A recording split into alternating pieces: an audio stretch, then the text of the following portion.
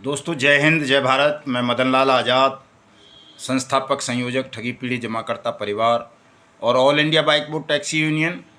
आज दिनांक 26 अप्रैल 2023 को आपके समक्ष प्रस्तुत हूँ राजधानी दिल्ली से।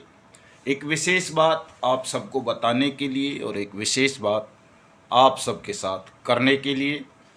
दोस्तों, वो ज़रूरी बात बताने से पहले मैं आप सबसे अनुरोध करूँगा कि हमारे जो भी साथी हमारे YouTube चैनल युगांतर न्यूज़ को देखते हैं या देखेंगे और जिन्होंने अब तक हमारे चैनल को सब्सक्राइब नहीं किया है, वो इसे सब्सक्राइब ज़रूर कर लें।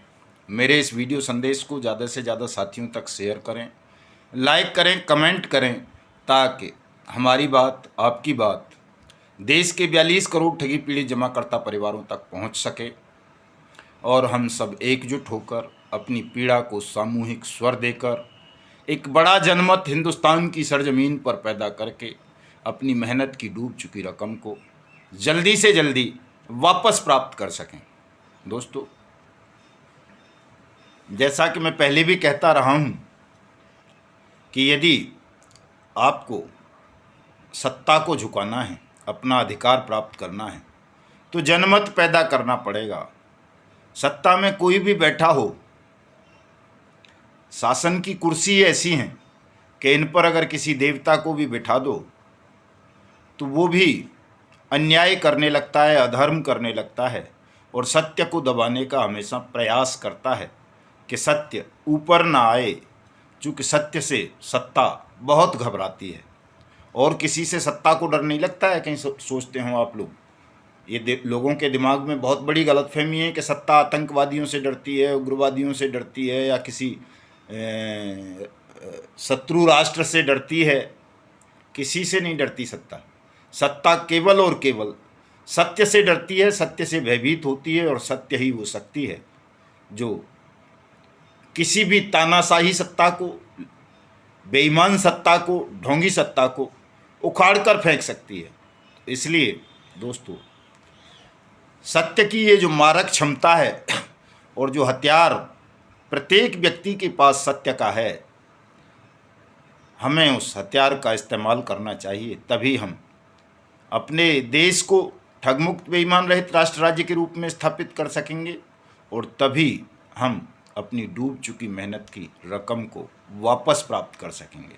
अगर हमने सत्य का प्रयोग नहीं किया, सत्य का आग्रह नहीं किया, धैर्य, ईमानदारी, साहस और संयम के साथ हमने अपनी इस लड़ाई को नहीं लड़ा, तो सत्ता तरह तरह के षड्यंत्र, तरह तरह की साजिश और तरह तरह के हथकंडों का इस्तेमाल करके न केवल हमको बल्कि समूचे आंदोलन को और उन 42 करोड़ ठगी पीड़ित जमाकर्ता परिवारों को दबा लेगी, जिनकी मेहनत की कमाई आज सही मायनों में सरकार के पास ही है। ठगों ने ठगी थी, ठगों ने पोंजी स्कीम्स चलाईं, दुनिया भर के ढोंग ढकोसले किए, प्रधानमंत्री के नाम का इस्तेमाल किया, उनकी स्कीम्स का इस्तेमाल किया और देश के 42 करोड़ से ज़्यादा लोगों को अपने झांसे में लेकर उनकी मेहनत की कमाई को ठगों ने हड़प लिया बारी बारी से। कई लोग तो ऐसे हैं, कई परिवार, जिनके साथ 5-5, 6-6 बार ठगी की घटनाएं हुई हैं। दोस्तों, ये सब आप जानते हैं, भली भांति जानते हैं कि आपको कैसे ठगा गया, क्यों ठगा गया, आप कैसे ठगों के झांसे में आ गए, आपको क्या क्या प्रलोभन दिए गए और बाकायदा सरकारी दस्तावेज दिखाकर दिए गए। दोस्तों, तो कोई ये कहे कि जी सरकार का इसमें कोई दोष नहीं है पूरे देश को ठगवाने में, तो मैं समझता हूँ वो या तो मूर्ख होगा या कोई शैतान होगा। दोस्तों, सरकार का ही है। दोस्तों, सरकार ने अगर इन लोगों को लाइसेंस नहीं दिए होते, खुली छूट नहीं दी होती, जो कानून कहता है कि प्रत्येक 3 महीने पर हर कंपनी से जिला के जिलाधिकारी को, पुलिस ऑफिसर को रिपोर्ट मांगनी चाहिए थी कि वो कहीं लोगों से जमा राशि स्वीकार करके उनके साथ धोखाधड़ी तो नहीं कर रहा। उसके पास इतनी व्यवस्था है कि वो इस रकम को तय समयावधि में वापस कर सकेगा समुचित ढंग से। ये सारी निगरानी का जो तंत्र था वो हर जिलाधिकारी के पास था, हर जिले के पुलिस अधीक्षक के पास था, स्टेट के चीफ सेक्रेटरी के पास था, सेंट्रल गवर्नमेंट की MCA, CRC, SEBI, SFIO, RERA और दुनिया भर की एजेंसीज हैं, उन सबके पास उन सब का ये कर्तव्य था कि वो निगरानी करती देश में चल रही प्रत्येक कारोबार की गतिविधि पर कि कहीं वो कारोबार गैरकानूनी तो नहीं है, कहीं उस कारोबार की आड़ में लोगों के साथ कोई छल तो नहीं किया जा रहा, उनकी मेहनत की रकम को हड़पा तो नहीं जा रहा। लेकिन हमारा पूरा सिस्टम देश को ठगवाने में इन्वॉल्व हो गया, संलिप्त हो गया और अंततः देश के 42 करोड़ लोगों की ज़िंदगी को नरक बना दिया, तबाह कर दिया ठगों ने दोस्तों। और सरकार बैठी नहीं देखती रही, बल्कि कई बार तो सरकार ने ठगों को संरक्षण दिया, आज भी दे रही है। मैं हमेशा कहता रहा हूँ इस बात को, सरकार अगर ईमानदारी से काम करती तो किसी व्यक्ति का 1 रुपया भी ठगा नहीं जाता, और ठग लिया जाता तो सरकार उस पैसे को तुरंत वापस करवा सकती थी, कर सकती थी। मेरे समक्ष सवाल आया है कि जी प्रधानमंत्री या देश की सरकार क्यों पैसा वापस करेगी, तो ये उसी की भूमिका बना रहा हूं मैं कि क्यों वापस करेगी दोस्तों। जब एक्ट है और एक्ट ये कहता है अनियमित जमा योजनाएं पाबंदी कानून 2019 के सरकार पैसा वापस करेगी, आईपीसी का सेक्शन 406 कहता है कि अमानत में खयानत होती है तो सरकार पैसा वापस करेगी। Chit and prize money circulation banning act 1978 ये कहता है कि सरकार पैसा वापस करेगी। Multi state credit cooperative society act 2002 ये कहता है कि सरकार पैसा वापस करेगी। आरबीआई एक्ट और कंपनी एक्ट ये कहता है कि सरकार पैसा वापस करेगी, तो सरकार ही करेगी। इसलिए करेगी सरकार चूंकि सरकार का काम लोगों की पीड़ा को, उत्पीड़न को समाप्त करना है। उनको अगर कोई क्षतिपूर्ति हुई है, कोई हानि हुई है, क्षति हुई है, तो उस क्षति की पूर्ति करना सरकार का दायित्व है। सरकार को ये करना होगा। सरकार तब तक इस अपने कर्तव्य का निर्वहन नहीं करेगी जब तक लोग जागरूक नहीं हैं। जिस दिन जनता जागरूक हो गई, ठगी पीड़ित जागरूक हो गए, एकजुट हो गए, उस दिन सरकार को ये करना होगा दोस्तों।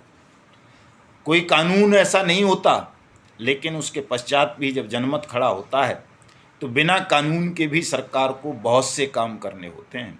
आज प्रधानमंत्री नरेंद्र मोदी कहते हैं कि साहब मैं क्यों भुगतान करूंगा, मेरा क्या उत्तरदायित्व है, मेरी सरकार का क्या उत्तरदायित्व है कि मैं भुगतान करूं। मेरा नाम लेकर के लोगों को गुमराह किया जा रहा है। गुमराह नहीं किया जा रहा प्रधानमंत्री जी। आपका उत्तरदायित्व ये भी नहीं था कि आप 5 किलो राशन जो लोगों को मिलता है फूड सिक्योरिटी बिल एक्ट के तहत 2005 वाले के, उसके थैले पर आप अपना फ़ोटो छपवाएं, क्योंकि उससे आपको वोट मिल जाने हैं, उससे आपका नुकसान नहीं होगा। इसलिए उस 5 किलो के थैले पर, 1 किलो नमक की थैली पर भी आप अपना फ़ोटो छपवा देते हैं चीफ मिनिस्टर्स के साथ कि कहो कि प्रधानमंत्री दे रहे हैं। प्रधानमंत्री कहाँ से दे रहे हैं? चूँकि कानून है तब दे रहे हैं, कानून नहीं होता तो प्रधानमंत्री नहीं देते। आप दुनिया भर के और लोगों को बहुत कुछ देते हैं, लेकिन ठगी पीड़ितों के नाम पर क्या आप, क्या राज्यों की सरकारें, सबके मुंह पर ताले लग गए। क्यों लग गए ये ताले? क्योंकि आपने ठगी पीड़ित जमाकर्ता परिवारों को एकजुट न होने की कसम खा रखी है। आप उन्हें एकजुट नहीं होने देंगे, और हमने ये कसम खाई है कि हम उनको एकजुट करेंगे और सरकार से ही पैसा लेंगे, चूँकि कानून ऐसा कहता है। और जो सरकार भुगतान नहीं करेगी उसको उखाड़ करके फेंक देंगे। हिंदुस्तान में किसी को भी शासन करने नहीं देंगे जब तक ठगी पीड़ितों का भुगतान नहीं हो जाएगा। ये हमारा चैलेंज है, चुनौती है, संकल्प है, शपथ है। हम ये करके दिखाएंगे। सरकार से ही भुगतान लेंगे, सरकार के द्वारा ही ठगों को दंडित कराएंगे। अनियमित जमा योजनाएं पाबंदी कानून 2019 की अनुपालना सुनिश्चित कराएंगे। 3 साल से हम घर नहीं जा रहे, घर बार सब कुछ त्याग दिया है, मलमूत्र की तरह जान हथेली पर लेकर के निकले हुए हैं। और 3 साल अगर करना पड़ेगा तो करेंगे, लेकिन देश को जगाएंगे, एकजुट कराएंगे, उसे उसका अधिकार बताएंगे और भुगतान हम आपसे लेकर के दिखाएंगे। देखते हैं कौन रोक पाएगा अब देश के 42 करोड़ ठगी पीड़ित जमाकर्ता परिवारों का भुगतान। कितने भी षड्यंत्र कर लो, खबर मिली है कि भारत सरकार पार्लियामेंट द्वारा बनाए हुए अनियमित जमा योजनाएं पाबंदी कानून को वापस लेने का प्रयास करेगी, षड्यंत्र रचेगी। ऐसा हो नहीं सकेगा।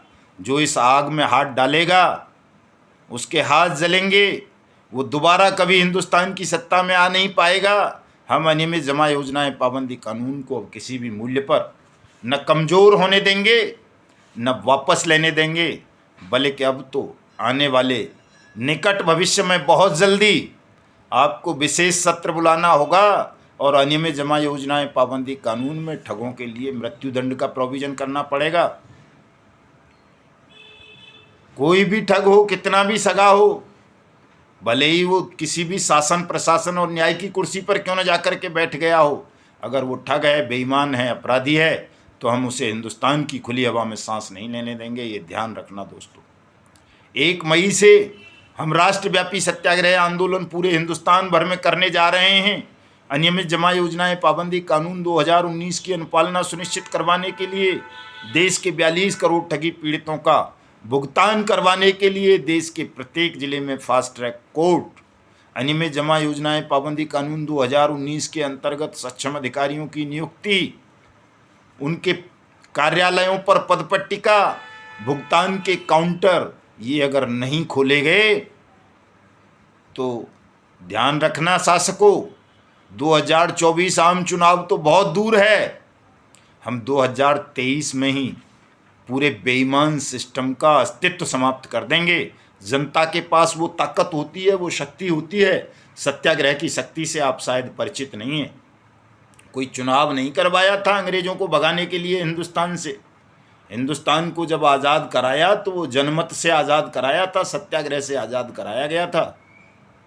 कोई चुनाव नहीं करवाया था कि भाई जनमत संग्रह होगा, अंग्रेज हिंदुस्तान में रहेंगे या नहीं रहेंगे।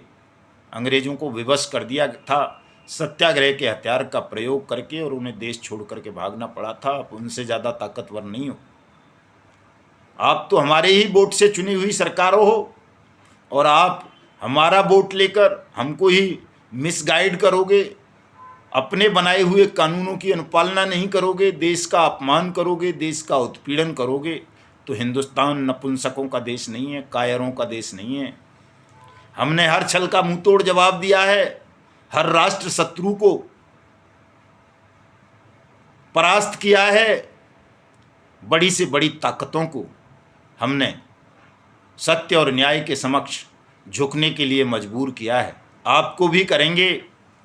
जो भुगतान नहीं करेगा उसका बहिष्कार करेंगे, उसके लिए शासन चलाना दूभर कर देंगे।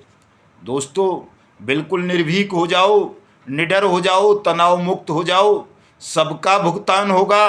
तमाम साथी इस अन्याय का प्रतिकार करो। जिन जिन जिलों में अभी तक सक्षम अधिकारी अपॉइंट नहीं हुए हैं, भुगतान के काउंटर नहीं खुले हैं, वहाँ सब अपने अपने जिला कलेक्टर्स को ज्ञापन दो। 1 मई से इस अभियान को राष्ट्रव्यापी रूप दो। अगर अकेले भी हो आप किसी ज़िले में, तो अकेले ही जाकर जिला कलेक्टर को ज्ञापन देना है, भुगतान का काउंटर खुलवाना है। जो नहीं खोलेगा उसके लिए मिशन भुगतान भारत यात्रा कार्यक्रम फेज 3 है। हम आएंगे, हम खुलवाएंगे वहाँ भुगतान के काउंटर। देखते हैं कौन दुष्टात्मा, कौन पापात्मा, कौन ठग अनियमित जमा योजनाएं पाबंदी कानून 2019 की अनुपालना को रोक सकता है। कौन ऐसी शक्ति है जो कानून होते हुए भुगतान के काउंटर नहीं खोलेगा, जनता का भुगतान नहीं खुलेगा करेगा। अब दोस्तों, ये सीधा टकराव है, सीधी लड़ाई है। इसमें अब कोई किंतु परंतु नहीं है। अब तो सीधा लड़ाई है। देश के प्रधानमंत्री स्वयं नहीं चाह रहे कि देश की जनता का भुगतान हो 42 करोड़ ठगी पीड़ितों का, तो अब लड़ाई वहीं से शुरू करेंगे। पहले नीचे से शुरू कर रहे थे, अब दोस्तों ऊपर से शुरू करनी पड़ेगी। हम इस झांसे में, बहकावे में नहीं आएंगे। हम जाति, धर्म, वर्ण, वर्ग, भाषा सबकी दीवारों को रौंदते हुए, तोड़ते हुए आगे बढ़ेंगे। हिंदुस्तान के 42 करोड़ ठगी पीड़ित जमाकर्ता परिवारों को एकजुट करेंगे और भुगतान की गारंटी के अधिकार का संरक्षण करेंगे। सबको भुगतान दिलाएंगे, सबको जागरूक करेंगे, सबको एकजुट करेंगे, सबकी पीड़ा को सामूहिक स्वर देंगे। दोस्तों, मैं सादर आमंत्रित करता हूं आप सबको, देश के तमाम नागरिकों को। अभी तक ये लड़ाई केवल ठगी पीड़ितों से संबंधित थी, लेकिन दोस्तों ये ठगी पीड़ितों से संबंधित नहीं है, ये लड़ाई भुगतान की है। ठगी पीड़ितों का 42 करोड़ लोगों का भुगतान पेंडिंग है। 10 साल से 20 साल से देश के किसानों का भुगतान पेंडिंग है, देश के मजदूरों का भुगतान पेंडिंग है, देश के पेंशनर्स का भुगतान पेंडिंग है, देश के जवानों का भुगतान पेंडिंग है। दोस्तों, पूरा देश 140 करोड़ अगर आज देश की आबादी है तो 130 करोड़ लोगों का भुगतान पेंडिंग है। और ये मिशन भुगतान भारत यात्रा कार्यक्रम अब 130 करोड़ लोगों का है। मैं तमाम साथियों को सादर आमंत्रित करता हूं, चाहे वो किसान हों, मजदूर हों, जवान हों, व्यापारी हों, दुकानदार हों, कोई और उद्यमी हों या प्रोफेशनल हों, यदि उनका भुगतान पेंडिंग है तो वो मिशन भुगतान भारत यात्रा कार्यक्रम के साथ जुड़ें और हम बेईमान सिस्टम को नेस्तनाबूद करने का वचन देते हैं, आपका भुगतान कराएंगे। दोस्तों, आइए, आप सब सादर आमंत्रित हैं। 1 मई 2023 से इस कार्यक्रम को राष्ट्रव्यापी कार्यक्रम बनाते हैं। जय हिंद, जय भारत।